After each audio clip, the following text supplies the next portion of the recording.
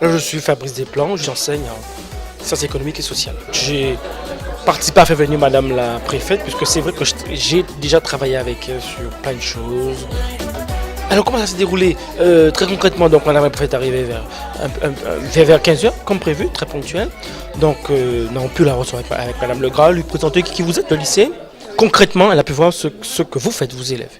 Et puis échanger avec vous, ça c'était quelque chose de très très important. C'était important pour moi de venir d'abord saluer votre travail et puis échanger avec vous. Mais je m'aperçois aussi que vous êtes hyper documenté, donc félicitations pour cette séquence télé. Est-ce que tu sais ce que c'est que l'égalité des chances? Non. Pas du tout, non. Non. Non, pas du tout. Pas du tout.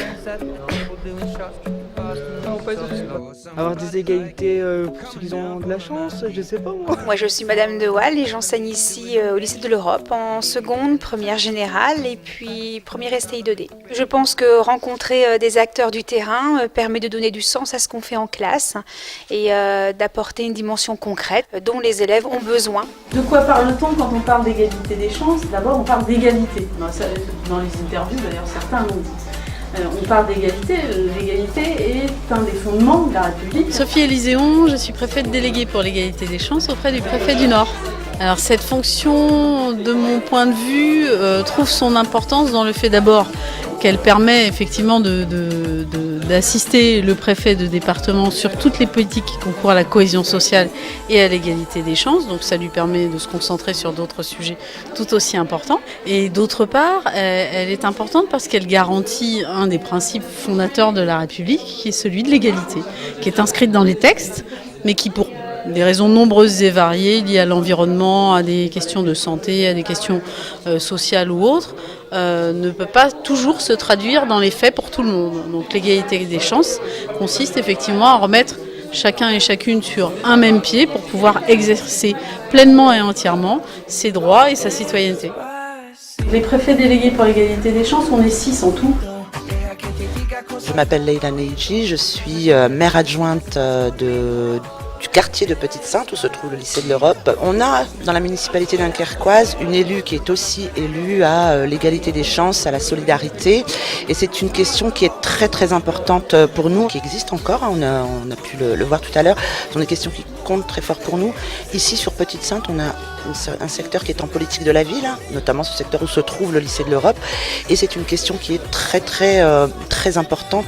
Et je pense, on parlait de service public, le but c'est à un moment donné d'essayer de plus en plus d'effacer ce genre d'inégalité qui existe au départ.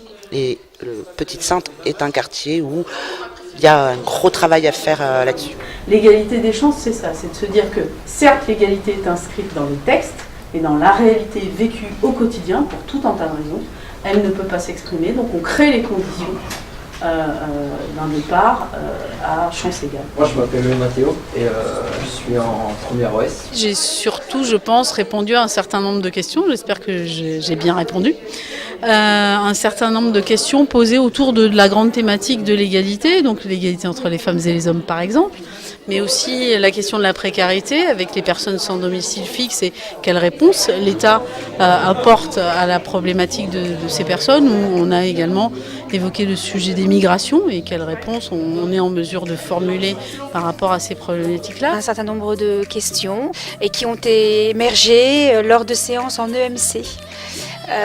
Nous avions réfléchi autour de la notion d'égalité des chances et puis toutes les thématiques qui ont été abordées ici à travers les affiches et à travers les questions sont venues des élèves eux-mêmes.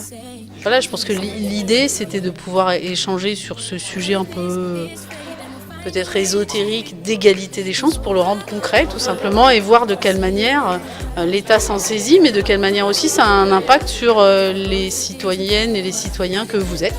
Oui, je crois que c'était aussi intéressant de voir comment les élèves parlaient. Les élèves ont fait par exemple des affiches, des fois c'est super ou pas, c'est pas grave. Mais comment on arrive à rendre ça vivant, comment ça nous fait réfléchir.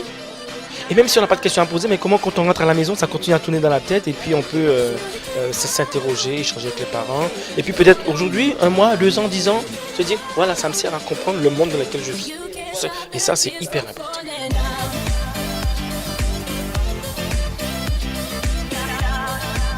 Il y a du chemin à faire parce que même si on arrive à mettre en place un certain nombre de dispositifs d'égalité des chances et en réalité d'actions dites positives qui font des préférences pour certains publics en difficulté, il reste un travail de très longue haleine à faire qui est celui du changement des mentalités pour qu'on n'ait plus d'approche inégalitaire des individus en fonction de leur âge, de leur sexe, de leurs orientations sexuelles ou de leur précarité par exemple. Il y a beaucoup qui a été fait déjà, on y travaille, c'est un chemin qui est long. Comme disait Madame la Préfète tout à l'heure, on ne verra peut-être pas les résultats, nous. J'espère que vous, jeunes, vous verrez à un moment donné le résultat de tout le travail qu'on met en place pour justement gommer ces inégalités et arriver à les mêmes droits pour tous, en fait, pour tous et l'égalité pour tous.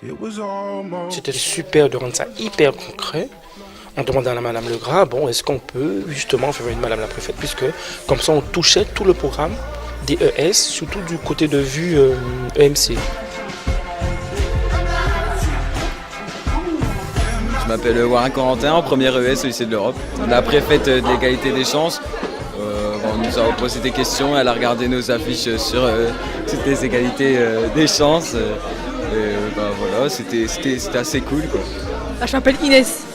Je m'appelle Ophélie et je suis en première ES1. En fait, c'était un projet qui était créé au début de l'année. Alors j'ai appris ce que c'était l'égalité des chances. Et c'était bien quoi. J'ai appris c'était quoi ses fonctions et son rôle en France. On a appris beaucoup de choses au sein de notre région, notamment les inégalités et puis les moyens aménagés pour notamment les SDF. C'était notre projet du début d'année. J'ai toujours une citation moi qui m'inspire depuis très longtemps, depuis au moins une vingtaine d'années maintenant. C'est une citation de Mark Twain, donc qui a un peu défrayé la chronique ces derniers temps, mais qui est une citation à laquelle je crois encore une fois depuis très longtemps, et qui dit « Ils ne savaient pas que c'était impossible, alors ils l'ont fait ». Non, sinon le fait d'apprécier énormément le travail des élèves, ça c'est génial. Voilà. Moi, je suis très satisfaite de l'entretien, de l'écoute qu'ont eu les élèves. Je vous félicite aussi, Club Vidéo, parce que votre travail a été formidable. J'ai beaucoup apprécié votre montage vidéo et je vous invite à continuer dans cette voie-là. Bravo.